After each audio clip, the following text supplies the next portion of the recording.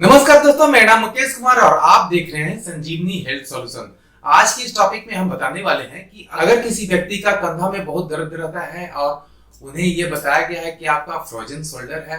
अब frozen shoulder अगर हो गया है मुझे, तो हम कौन सा ट्रीटमेंट कराएं, कौन सा एक्सरसाइज कराएं कि हमें जल्द से जल्द वह रिकवर हो जाए और हम पहले की तरह आराम से सभी काम कर सके। तो दोस्तों, वीडियो को बिल्कुल अंत तक देखेंगे। आज इस वीडियो में मैं बिल्कुल 100% सॉल्यूशन देने वाला हूं ताकि आप घर बैठे ही अपने फ्रोजन शोल्डर को बिल्कुल 100% ठीक कर सकते हैं। दोस्तों, फ्रोजन शोल्डर में हमारा किसी भी कारण से हुआ हो, चाहे तो वह बेड पोस्टर में हमारा सोने की वजह से हुआ हो, या फिर किसी तरह का आपने बहुत ज्यादा वजन उठा लिया हो, या फिर किसी ऐसी जगह पर लटके हो जिसके कारण हमारे शोल्डर में पेन होना शुरू हो गया। और जैसे पेन होता है तो हमारा ये ह्यूमन नेचर है कि जैसे हम पेन होता है तो हम उसे बिल्कुल मूवमेंट बंद कर देते हैं, तो धीरे धीरे वह फ्रोजन होने लगता है, जिसे हम फ्रोजन शोल्डर कहते हैं। तो फ्रोजन शोल्डर को खोलने के लिए हमें उसे हीटिंग या आइसिंग करना होगा। एक्चुअली क्या होता है कि अगर आप एक्यूट फेज में हैं, एक्यूट फेज और क्रॉनिक फेज दो फेज में होता है। एक्यूट फेज उसे कहते हैं कि अगर आपको ईयरली 2-3 दिन के अंदर का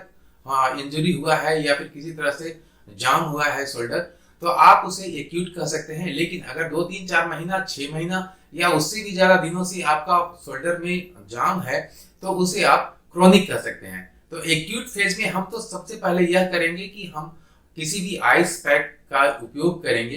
अपने फ्रिज में जितने भी आइस हैं उसे एक कोई पॉलीथीन में निकाल लेंगे और उस कंधे पर जहां पर पेन ज्यादा होता है वहां पर हम रखेंगे। कम से कम 5 से 10 मिनट तक हम उसे आइसिंग करेंगे, ताकि हमारा जो इंटरनल इन्फ्लामेशन है, मसल्स का जो इन्फ्लामेशन है वह कम हो सके। उसके बाद जब हम एक्सरसाइज करेंगे तो हमें बहुत ही अच्छा रिजल्ट मिलेगा। तो दोस्तों, एक्यूट फेज में तो हम आइसिंग करेंगे, लेकिन किसी भी व्यक्ति को अगर क्रॉनिक है, 2-4-6 महीना से दर्द रह रहा है, तो वह सबसे पहले जो करेंगे वह करेंगे हीटिंग करेंगे। हीटिंग करने के लिए हमें कोई भी जेल पैक, आपने देखा होगा अमेजोन और फ्लिपकार्ट पर बहुत धड़ल्ले से बिकता है, 150, 200, 250 मैक्सिमम इसका रेट है, आप वहां से ले सकते हैं। तो हम जेल पैक का उपयोग करेंगे। इससे हमारे फ्रोजन शोल्डर जो है उसको पहले हीट करेंगे, उसे सेकेंगे।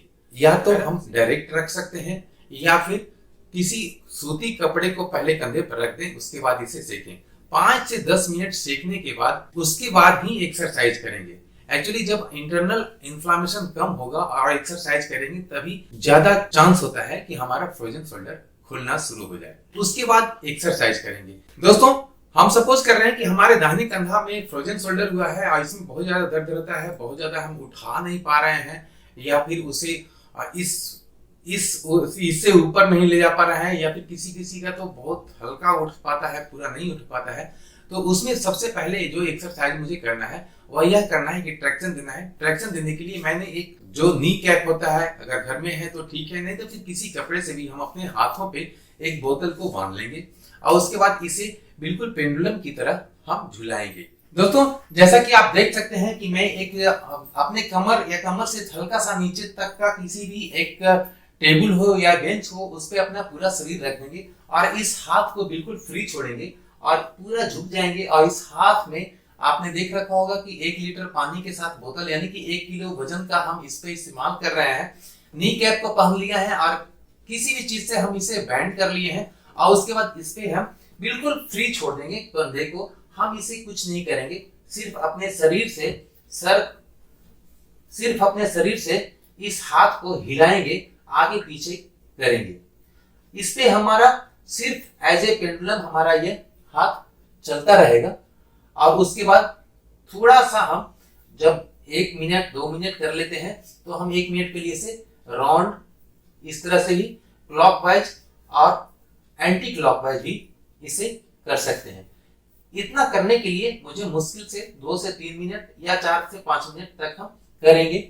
यह पहला एक्सरसाइज मेरा कंप्लीट होता है। अब दूसरा एक्सरसाइज करने के लिए हमें अपने कंधों पर, जैसे कि यह ज्यादा उठ नहीं रहा है, ना आगे हो रहा है ना पीछे हो रहा है, तो हमें यह करना होगा कि थोड़ा सा इसे पैसिव मूवमेंट कराना होगा, यानी कि इसको सहारा दे करके हमें चारों तरफ से इसे मूवमेंट कराना होगा।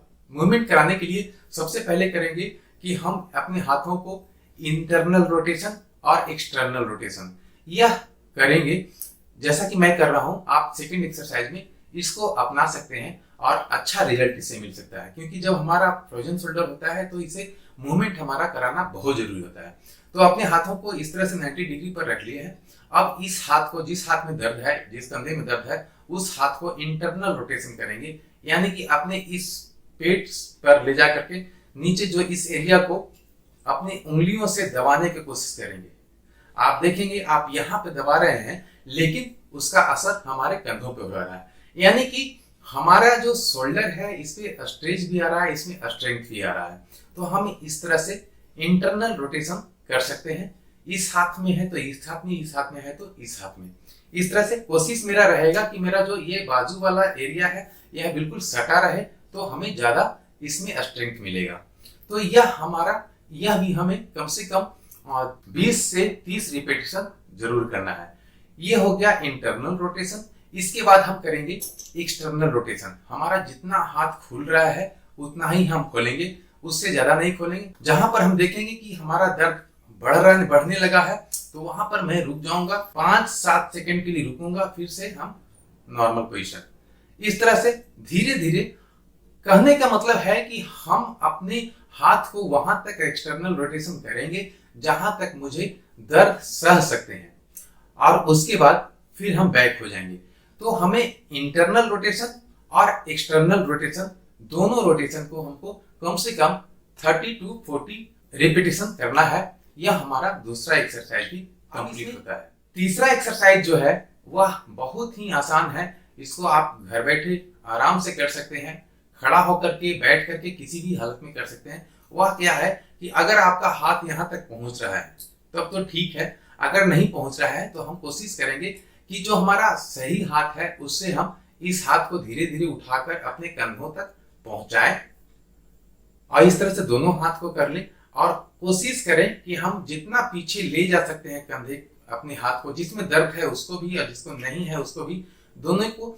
जहां तक मुझे दर्द नहीं हो रहा है पहले तो हम 2-3 बार इस तरह से करेंगे, और उसके बाद हल्का सा स्ट्रेच देना शुरू करेंगे।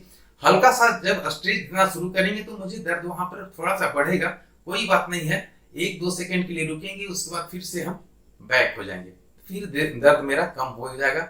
फिर से हम आगे बढ़ेंगे, जहां पर दर्द बढ़ने लगा, जहां तक सह सकते हैं वहां तक करेंगे, उसके बाद फिर बैक। इस तरह से धीरे धीरे 1 से 2 दिन में आप देखेंगे कि आप जहां तक पहले जा रहे थे, अपने हाथों को ले जा रहे थे, वहां से हल्का सा आगे बढ़ना शुरू हो गया।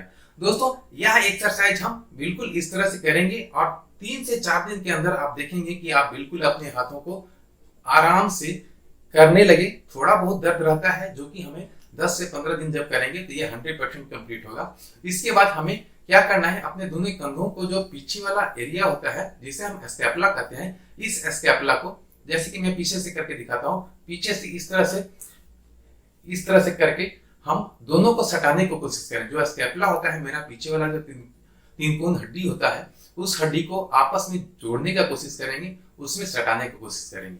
आप देख सकते हैं कि मैं जिस तरह से खड़ा हूं, इसके बाद मैं दोनों हाथों को नीचे रख लिया हूं और इस तरह से दोनों स्कैपुला को आपस में सटाने की कोशिश करूंगा। शुरुआत में जब हमारा फ्रोजन शोल्डर हो चुका होता है तो उसमें हम, हो सकता है कि हम कामयाब नहीं हो पाए, पूरा का पूरा नहीं कर पाए, लेकिन धीरे धीरे जब हम बढ़ाएंगे उसको, तो वह भी 2 से 3 दिन में हमारा आपस में जितना तक नजदीक आना चाहिए था वहां तक आना शुरू हो जाएगा। यह हमारा तीसरा एक्सरसाइज भी कंप्लीट होता है। लास्ट बट नॉट लीस्ट, यह एक्सरसाइज जो मैं बताने जा रहा हूं, जो चौथा एक्सरसाइज है, इस एक्सरसाइज को अगर आप कर लेते हैं तो नो डाउट आप अपने कंधे के, शोल्डर के पेन को 100% ठीक कर सकते हैं। दोस्तों, चौथा एक्सरसाइज जो लास्ट है, इसे करने के लिए हमें कुछ अपने घर में कुछ ऐसा एरिया या वैसा पिलर या कोई भी ऐसा दीवार जहां पर कोना हो, यानी कि कॉर्नर दीवार है, वहां पे हम खड़े हो जाएंगे और अपने हाथ, जिस हाथ में दर्द है, जिस कंधे में दर्द है, उस हाथ को, जैसे कि मैं जहां तक अपना हाथ ले जा रहा हूं वहां तक रखेंगे, और उसके बाद उसे सीधे रखेंगे और सीधे इस तरह से, जिस तरह से मैं रख रहा हूं उस तरह से रखेंगे, और अपने पूरे शरीर का वजन आगे की तरह करेंगे और आप अपना हाथ बिल्कुल यहीं पर रखेंगे, जैसा कि मैं कर रहा हूं, आप उस तरह से देख सकते हैं। आगे झुकूंगा, उसके बाद फिर नॉर्मल पोजीशन, फिर से आगे झुकूंगा, फिर नॉर्मल पोजीशन। यह 2-3 बार कर लिए, उसके बाद थोड़ा सा ऊपर और करेंगे। उसके बाद अपने हाथों को इस तरह से रख कर करके फिर से मैं आगे अपने पूरे शरीर का वजन आगे की ओर झुकाऊंगा और कंधे पर देखेंगे कि यहाँ पर स्ट्रेच पड़ना शुरू हो गया और यह खुलना भी शुरू हो जाएगा। आपको रिलीफ भी मिलेगा। 1 से 2 दिन में बहुत अच्छा रिलीफ मिलेगा और 10 दिन कर लिए तो 100% ठीक भी होगा। इस तरह